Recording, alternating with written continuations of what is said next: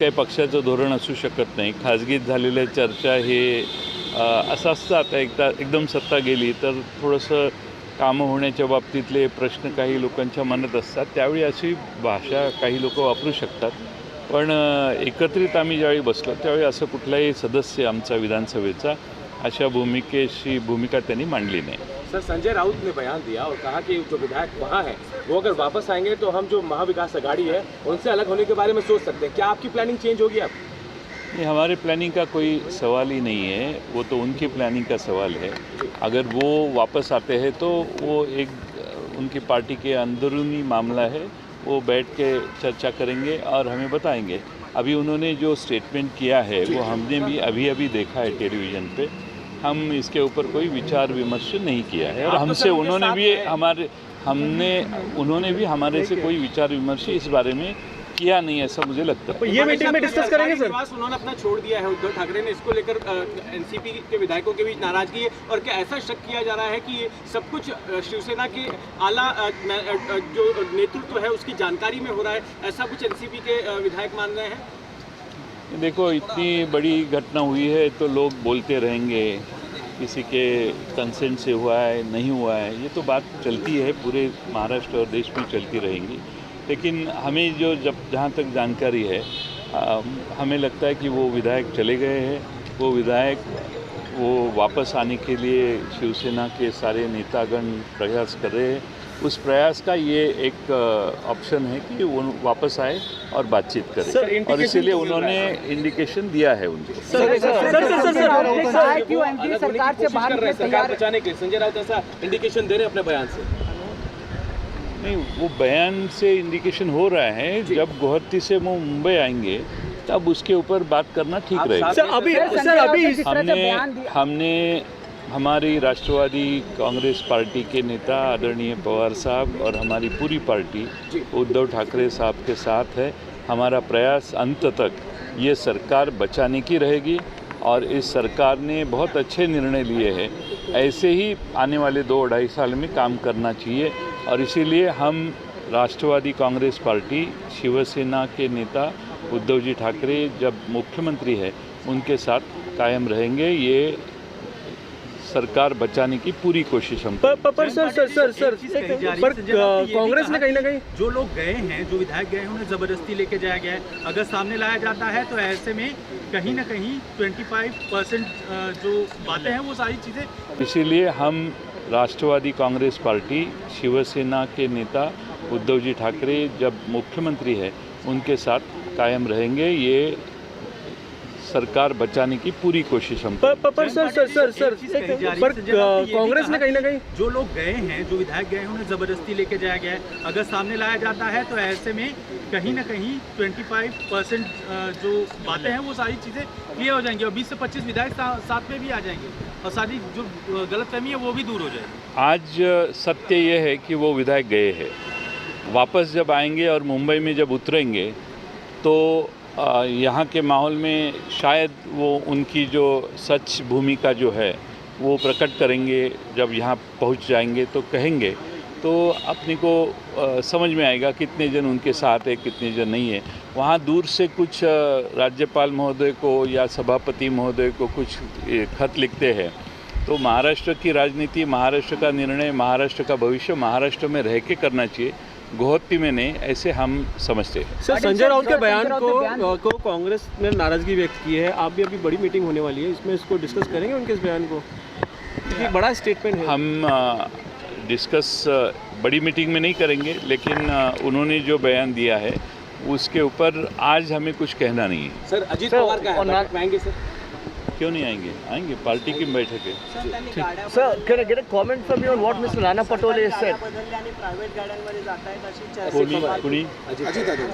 Mr. Nana Patole has made a comment on Mr. Ajit Pawar. ऐसा है कि private गाड़ी हो या सरकारी गाड़ी हो, मैं भी सरकार की गाड़ी नहीं इस्तेमाल कर रहा हूँ, तो सरकारी गाड़ी हो या प्राइवेट गाड़ी हो, जहाँ गाड़ी उपलब्धि के अनुसार आदमी गाड़ी में बैठता है ना, सर एक चर्चा चालू आहे. काही अजितदादा येतील ना थोड्या वेळाने. काही वेळापूर्वीच अजित पवार हे एका वेगळ्या गाडीतून जाताना दिसलेले आहेत. दुसरीकडे सागर बंगल्यावरून प्रसाद लाड आणि माधुरी मिसाळही एका छोट्या गाडीतून जाताना दिसलेले आहेत. याचा कशा प्रकारे संबंध लावला? मला एक सांगा, तुम्ही इतके वर्ष पत्रकार आहात, प्रसाद लाड आणि माधुरी मिसाळ यांच्याशी जाऊन अजितदादा चर्चा करतील का? हे जरा थोडं लॉजिकल आपण विचार करणं आवश्यक आहे. अजितदादा हे पूर्णपणाने राष्ट्रवादी काँग्रेसचे नेते आदरणीय पवारसाहेब यांच्या नेतृत्वाखाली आम्ही सगळे काम करतो. कोणत्याही गैरसमज पसरवण्याची गरज नाही. थोड्याच मिनिटापूर्वी माझी त्यांची चर्चा झाली, थोड्या वेळाने ते इथे येतील. त्यामुळं कोणत्याही प्रकारे आता अजितदादांच्या नावाने काही वेगळ्या कंड्या पिटकू नका. पूर्णपणाने अजितदादा हे पवार साहेबांच्या बरोबर आहेत. कोणतीही वेगळी भूमिका आमच्या कोणाची नाही. जे आमदार आहेत त्यांना सांगितलेलं आहे तुम्ही मुंबईत परत या, मग आम्ही हवे तर महाविकास आघाडीनं बाहेर पडू. याला राष्ट्रवादी कशा पद्धतीने बोलते? एवढं मोठं स्टेटमेंट करताना कोणती चर्चा झाली होती का काँग्रेस राष्ट्रवादी बरोबर? आमच्याशी कोणती चर्चा झाली नाही. काल आम्ही वर्षा बंगल्यावर पवारसाहेब मुख्यमंत्र्यांना भेटायला गेले तेव्हा याबाबत काही चर्चा झाली नाही.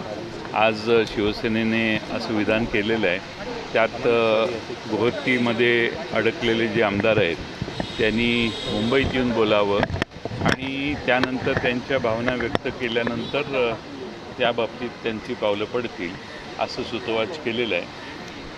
पाहू. पण हे वाक्य आपल्याला किंवा ही भूमिका आपल्याला योग्य वाटते का?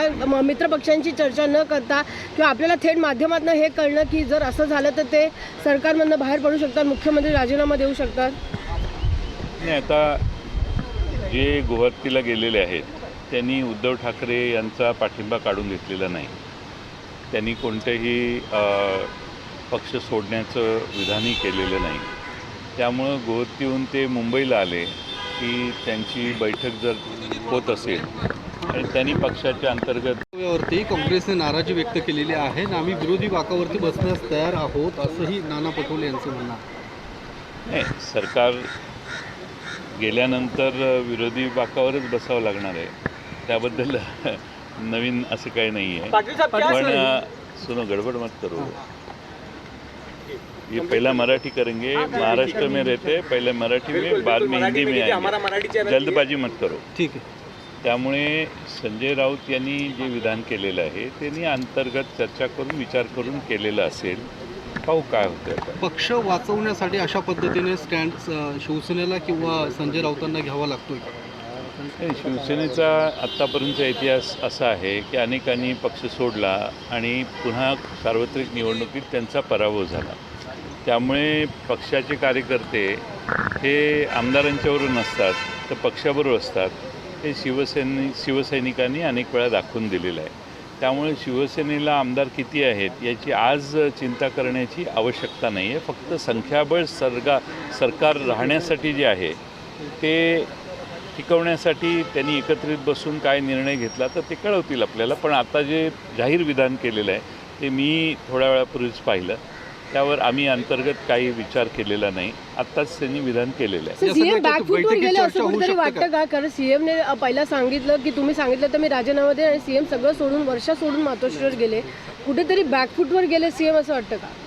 मला असं वाटतं की वर्षा सोडून मातोश्रीवर जाणं हा त्यांचा व्यक्तिगत निर्णय आहे. त्यांनी सध्याची परिस्थिती बघून त्यांनी तो निर्णय घेतलेला दिसतोय.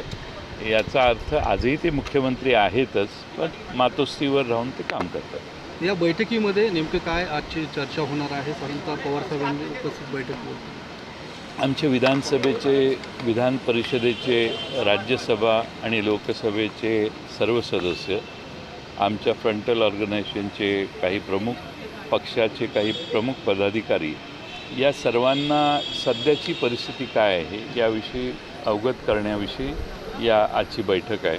5 वाजता बैठक होणार आहे. सर, काल रात्री जी अजितदादांच्या बंगल्यावरती बैठक झाली, कुठेतरी मुख्यमंत्री वर्षा सोडून मातोश्रीला गेले, त्याच्यामुळे राष्ट्रवादी नाराज आहेत, राष्ट्रवादीचे नेते नाराज आहेत, अशा बातम्या येतात. काय वाटतं तुम्हाला? नाही, असं आमचा नाराज त्यांनी कुठं राहावं हा त्यांचा प्रश्न आहे. त्यामुळे आमच्या राजी नाराजीचा काही विषय येतो असं मला वाटत नाही. साहेब, आपले काही आमदार काही त्यांच्या कमेंट्स आलेले आहेत का? सरकार जसं कॉन्ट्रडिक्शन मध्ये आले त्यानंतर बरेच आमदार राष्ट्रवादीचे सुद्धा सोबत गेलो असतो तर बरं झालं असतं असं त्यात असे व्हर्जन्स येत आहेत. नेमकं काय तुमचं